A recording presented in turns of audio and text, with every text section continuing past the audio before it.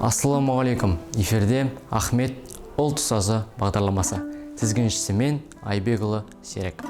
Ахмет Байтұрсынұлы бұл алмағайып аласапыран жылдарда Алтылаштың айбарына айналған жас ұрпақты ақ жолға бастаған ардақты азаматтың есімі. Ахмет Байтұрсынов туралы көп айтуға болады, айтуда керек. Неге? Өйткені Ахмет Байтұрсынов қазақ ұлтынан шыққан алаш зиялыларының ішіндегі ең бір төбесі биік азамат. Мен айтар едім, о кісі энциклопедиялық тұлға.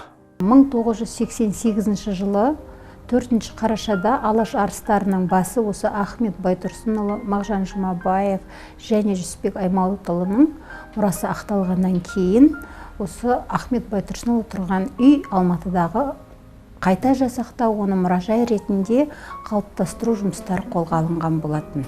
1895-1909 жылы арасында Ахмет, Ақтөбе, Қостанай, Қарқаралы уездерінде ауылдық, болыстық және 2 сыныптық училищеде бала оқытады. Осы кезде қазақ жеріне орыс шаруаларының көптеп келуі жергілікті халықтың тілін, мәдениетін, елдігін сақтап қалу мәселесін күн тәртібіне қояды.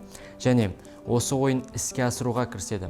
Осы қызметін атқара жүріп, өмірлік жары Бәдірисафамен танысады. Өмірлік жары Бәдірисафа Мұхаммед Садық қызы, бірақ ол кісі орыс қызы болған екен. Ол кісінің өзінің есімі Александра Ивановна, тарихи деректер бойынша болған.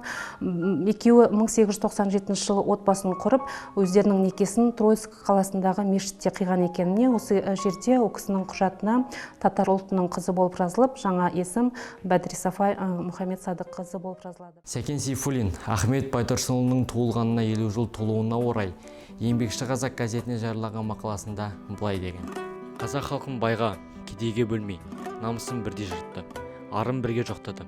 Өзге оққан мырзалар шен іздеп жүргенде, қорлыққа шыдап, құлдыққа көніп, ұйқы басқан қалың қазақтың ұлт намысын жыртып, ұлттың арын жоқтаған патша заманында жалғыз ақ Ахмет еді.